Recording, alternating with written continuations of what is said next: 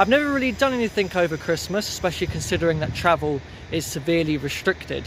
So I thought I'd take the opportunity this year to spend a couple of nights away from London somewhere. So I've got the coach to Bristol, as it's cheaper, but I have come to the station as I'm going to spend my first day visiting some stations around the Bristol area, and I've chosen the Severn Beach Line. But it's already gone wrong because the first train has been cancelled. My coach actually got to Bristol early, which means that I could have caught an earlier train than I had planned, but the earlier one had been cancelled. However, the first two stations leaving Bristol, Lawrence Hill and Stapleton Road, have additional trains that run up towards Filton Abbey Wood. So I was going to do these much later on after we had come down from the Severn Beach Line, but I'm just going to do them now instead. On the walk to Stapleton Road, as the live railway is down there, I'm on a disused railway line.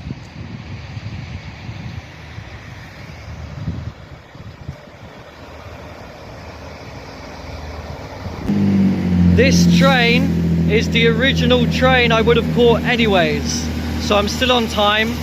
Even earlier actually, because we've already done Stapleton Road and Lawrence Hill, and it's brought me to Avonmouth station. The name would imply that the mouth of the River Avon is nearby, though we can't really see it because there's a bunch of docks in the way. But interestingly, usually when you get this sort of name, the mouth is pronounced Mouth, like Bournemouth, Portsmouth. I've been on the Severn Beach Line before to the end of the line, and did a walk to Pilning station, which is a very awkward one that only gets 2 trains a week on a Saturday. There's an hourly service to Severn Beach, but there's a train in between each of them that runs as far as Avonmouth. But there's one station in between this one and Severn Beach which has the hourly service, and so we're going to go walk to it. St Andrews Road is the least used station in Bristol, and the frequency of services have increased in recent times, but there's still no one here on this single platform. Despite there being a single platform though, there's a lot of sidings because it's just surrounded by a lot of industry. It certainly is a place to be on Christmas Eve.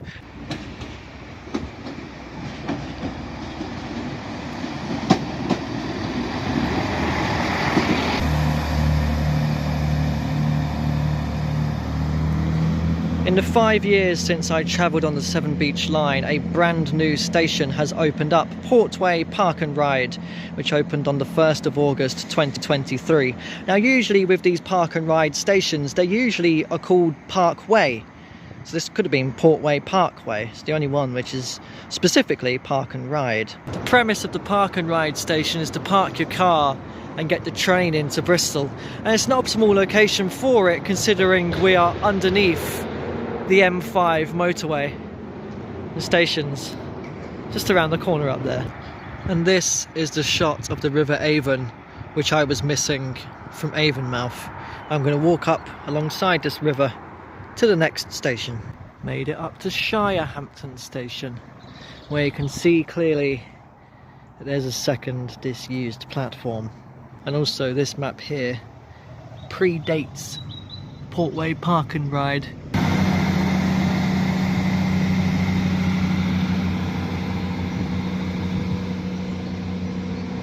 Mills actually feels like the quietest station so far, and I quite like it.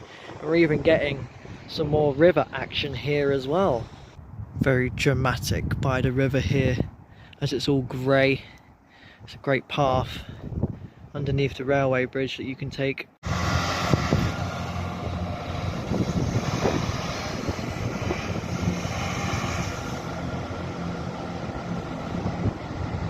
According to the information board here, it's the River Trim that the bridges are going over. I like Sea Mills. This might be my favourite station of the day. Also has a disused platform too.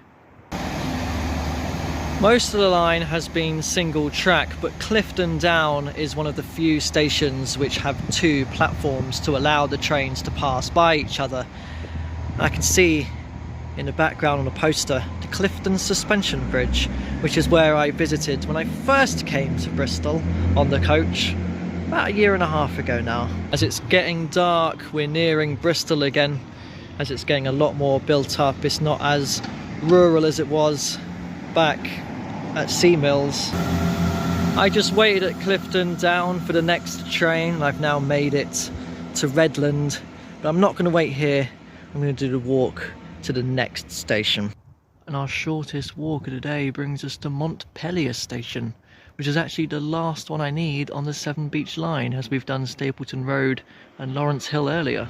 It's getting very dark now, but I can just about make out the nice artwork on this building here on the platform.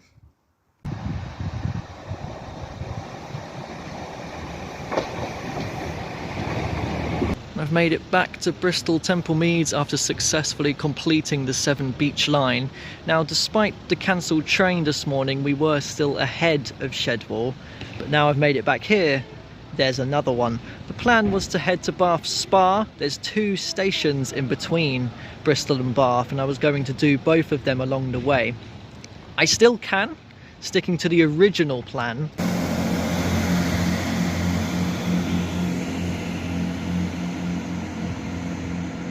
So I'm at Oldfield Park station, which is the second stop towards Bath, and I'm back on the original schedule, which was to come here first, reverse to the first stop, and then reverse again to head to Bath. But because we were ahead of schedule, I realised that I could instead do these stations in order. But because of a cancelled train, I had to revert back to the original schedule. But by the time I went to stand outside of Bristol Temple Meads, the cancelled train started running again. But by that time, I had missed the train to go to the first station first, and because Oldfield Park has a really weird schedule where there's like a 20-minute gap followed by an hour gap, I've gone back to coming here first, reversing, and then reversing again. Reversed from Oldfield Park to Keynsham. I'm going to reverse again. My train will skip Oldfield Park and head directly for Bath Spa.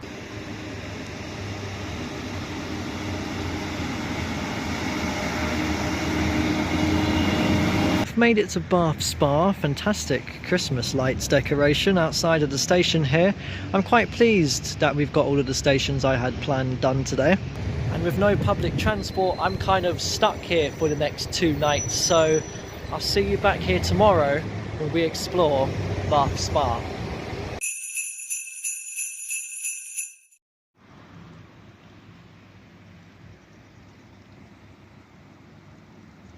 Merry Christmas, happy holidays, even though you're going to see this in a few days' time. I'm standing at the end of the Kennet and Avon Canal as it's coming out into the River Avon itself. If I was to follow this all the way back that way, I would reach the River Thames in Reading.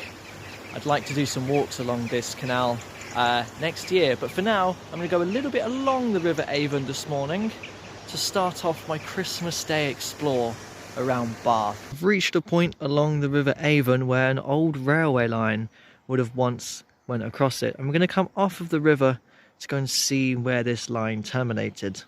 And this is it, Bath Green Park Station, which was in use from 1870 to 1966. And I think there's a market in there on selected days. Not today though. There's nothing really around. It feels a bit of a ghost town, especially with an alarm going off in Sainsbury's here. This is one of the finest examples of any disused station which I've come across, which is still very much intact. You can imagine trains pulling in and out of this station here. Oh, 1869, a year earlier than I said. 72 miles Somerset and Dorset Joint Railway main line to Bournemouth ran from here at Bath Green Park. And here's the fantastic entrance into the old station, cutting across the historic Queen's Square here, which looks really nice. I'm in Gay Street, which seems to be a very literature-based road, because you have the Jane Austen Centre here, which is Bath's most famous residence, and a couple of houses up you have Mary Shelley's House of Frankenstein. I didn't realise this was actually the first science fiction novel, 1816. At the top of Gay Street, you reach the Circus, which is one of the finest examples of the, I want to say, sandstone Georgian buildings that Bath is quite famous for. It's really quite nice to walk around here, honestly. But we're going to head down this way for an even better view of something similar. Well, here we are. This is probably the most iconic view in Bath, other than the actual Roman baths itself, which we can't see today because obviously they're closed. The Royal Crescent, sweeping Georgian buildings, which are really nice. I'm going to go all the way around it.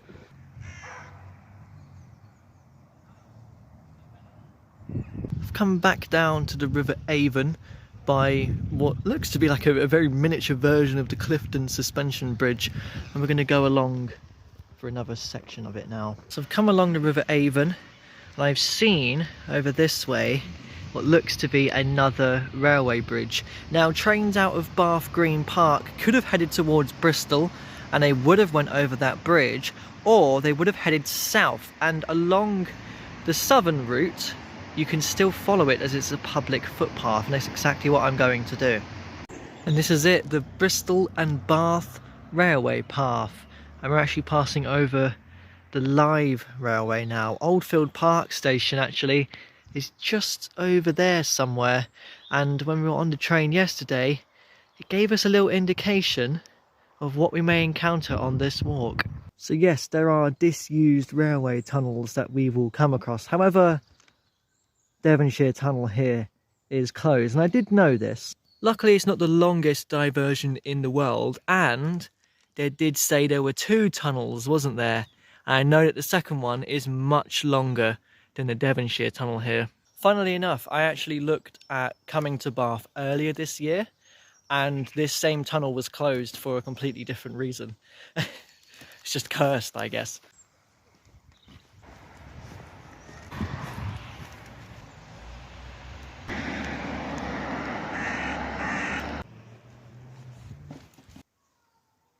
Well, I've made it.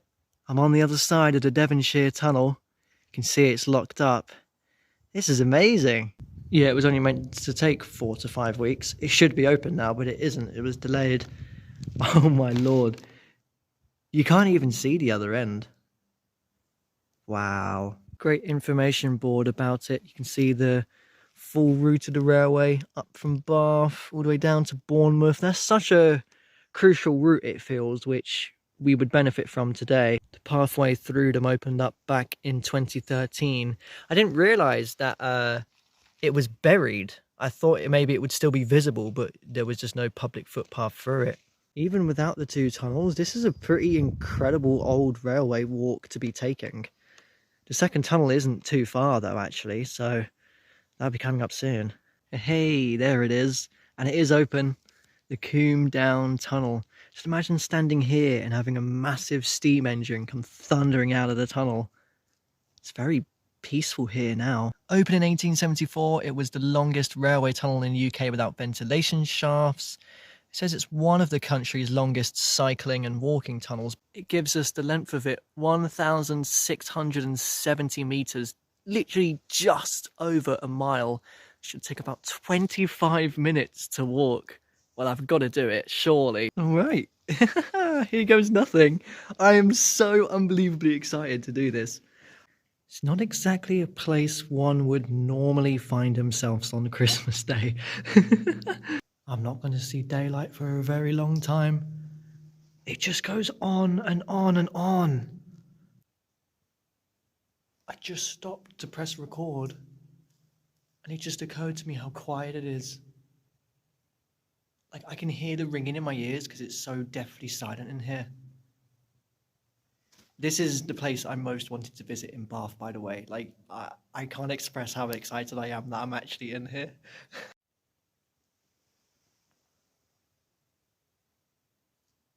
I can smell the damp in here. And then also there's like small white patches on the ceiling. You can't see them, but it makes it feel like it's nighttime. And I'm looking up into like the night sky, and there's like little grey whispers of clouds, but it just isn't. Like, it's pure daylight outside, and I'm in the middle of a tunnel. I like the touch that there are railway stones, maybe even original ones that are just beside the path here. This is the most insane footpath I have ever taken in my life. This is the best Christmas ever. Residents of Bath, how busy is this normally? Because I think I've chosen the best day of the year to come and do this. I could literally shout and no one can hear me. I've passed the halfway point. I genuinely cannot believe that no one else is in here. I've got this whole place to myself. This is just absolutely incredible in every way. I'm not alone anymore in the tunnel. I can hear someone who's entered, and they're so far away, but because it's so deathly silent, I can hear them. They're like a kilometre behind me. I can't even see them behind me, but I know they're there. Ooh, there's a light at the end of the tunnel. We've almost made it. And we've made it to the other end.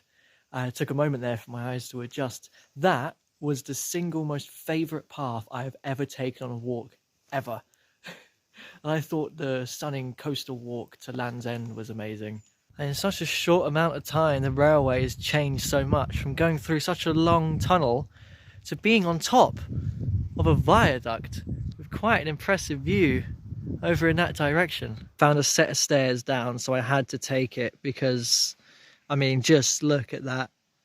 That's just so impressive. Wow. I've done this to myself. Got to go all the way back up now. Oh dear.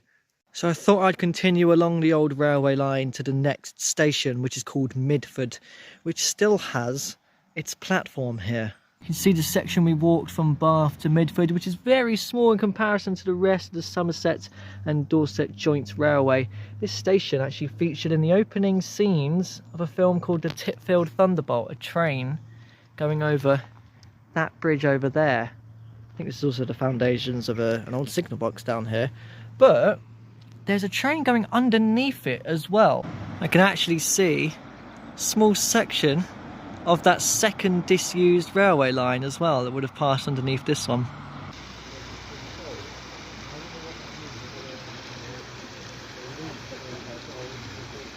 Now what's funny is that I've got to go back to Bath, obviously, and the easiest, most direct drive route there would be to go back along the railway and through the tunnel again. Well, if I have to.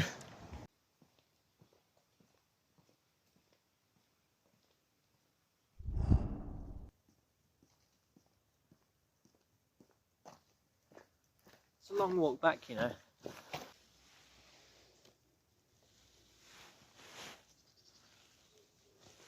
I've made it through to the other side, back at Bath, from a fantastic viewpoint overlooking the city. This is great.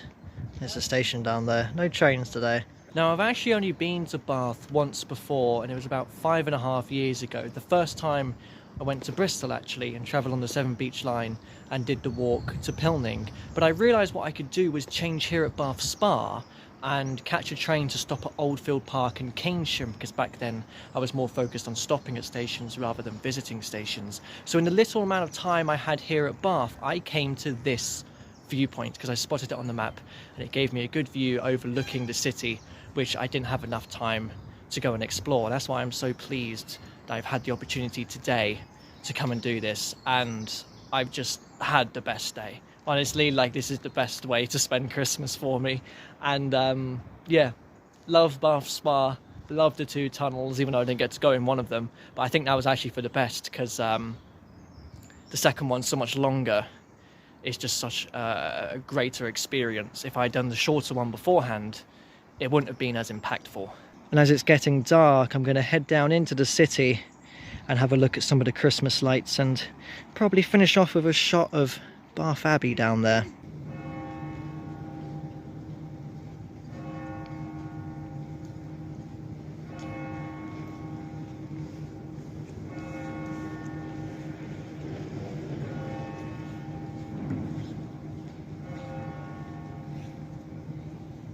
Well, I'm going to head back towards my hotel room and have a shower.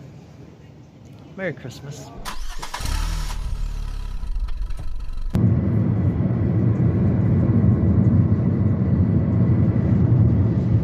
So as a bonus Boxing Day walk, I thought I would do another section of the Bristol and Bath railway path. And instead of being on the southern section towards Midford, I'm actually on the section between Bath and Bristol, but not starting at Bath, because as you can see, 16 miles, bit of a long walk if I was to head all the way to Bristol. So I've called an Uber up to start at Bitton Station. And this is a pretty cool spot to start a disused railway walk, as this section is used by a heritage railway. This is the Avon Valley Railway, which does serve Bitton Station here, and that's why there's quite a lot to see. It's not operational today, of course, but it's great to see a station as it would have looked like when it closed back in the 1960s. There's a bunch of sidings here too, so you can see some old wagons and carriages and whatnot. Some of them in a bit more of a sorry state of disrepair than others. Wow, what an absolutely fantastic place to start a disused railway walk. I'm actually crossing over the railway line here. If we look the other way, it just kind of looks like we got a beautiful woodland walk ahead of us, with the bonus of it being a disused railway, but with an actual railway track. Right, well, let's head back to Bristol at a slower pace than 20 miles an hour. So I've walked up alongside the railway track to the next station, Oldland Common. Oh, Oldland Common Halt. Which, to be fair, yeah, it is just a very basic single platform with... there's no benches or anything. Oh, the gate is open. Okay, we'll go across to the platform. It does seem like the track just ends over there, and it's double track, so that presumably a steam engine can detach and go around to head back on its journey. So yeah, I thought this would maybe be a rather busy station at the end of the line, but perhaps people don't really like start their journey here. It's more of just you come here and then head straight back. Figured I might as well come on the platform and get a better shot of the actual station sign. There's even a notice board here that tells passengers of the withdrawal services is our station from yesterday on there. Yep, there's Bath Green Park and Midford, Bitton as well. And there's the other stations we're going to be having a look at on our way towards Bristol. Well, from this point onwards, it seems like it's just going to be a pretty regular disused railway walk, with no heritage railway running alongside it. That's no bother though, because there's still things to see when we get to the other disused stations on the line, such as here at Warmley. Fantastic old signal box. So that seems like it's the old station house, and brilliantly, Warmley station has both of its disused platforms. So there were two tracks along here, it seems. There's a heritage sign here too, and a cafe attached to the platform. I like when they spruce up an old station and make it a nice hangout spot for the community. Also a fan of the statues of people waiting for a train that will never come.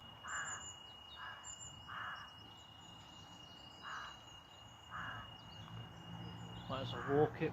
We've made it up to the next station after the path weaves around some roads which have been built since on the route of the old railway. This is Mangotsfield, which, unlike Warmley, is just basically being reclaimed by nature. There's even a piece of remaining station wall here with some nice little train murals. What's intriguing about this station though is that it was actually a junction station. So we're on the line between Bath and Bristol, but this extra platform here would have served trains coming to and from Gloucester into Bristol. This presumably then would have been a huge open concourse area where you can connect between the two different platforms. This might be one of the most intriguing abandoned stations I've ever come across, especially right now in winter with all the trees on the platform being bare. It's like an urban jungle.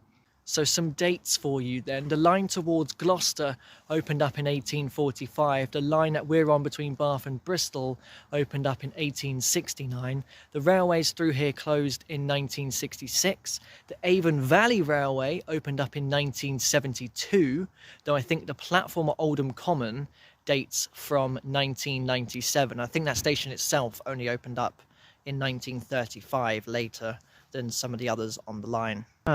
This is a highlight of the walk, the Staple Hill Tunnel. Okay, it's not as long as the Combe Down tunnel, I can already see the other end, but there is still a pretty decent length to it, to be honest. And it looks quite cool as well with the low mist.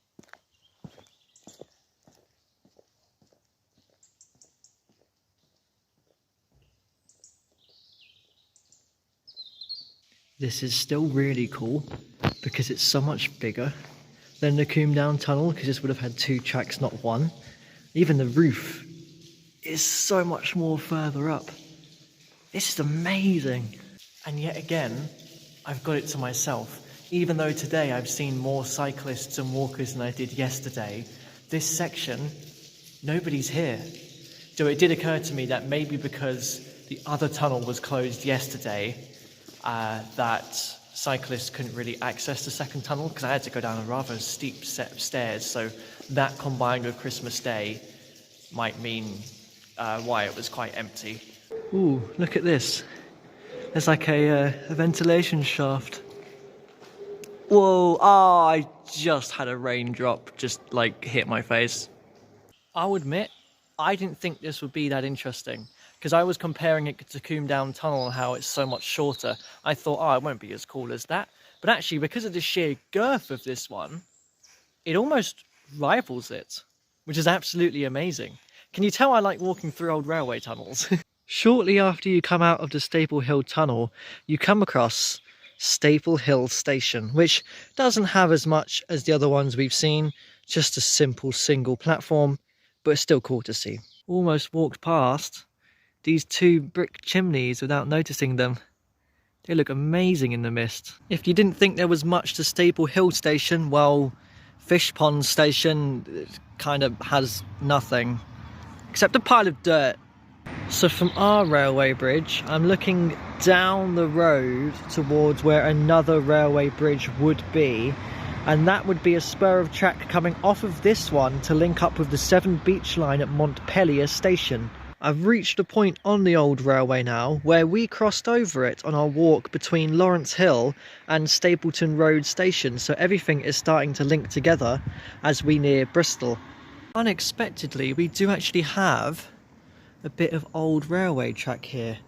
And I'm assuming that maybe this is a spur that would have come off of the line in between Lawrence Hill and Stapleton Road onto the routes that we're following. And our path along the alignment of the old railway comes to an end as we reach Bristol here in St Philip's Road. Now, the railway didn't actually run into Templemead Station. It instead terminated at a station which is now this industrial estate called Bristol St Philip's, which closed earlier than the rest of the railway in 1954, which at that point presumably trains would have connected onto the Severn Beach Line at Montpellier and ran up towards Avonmouth Docks.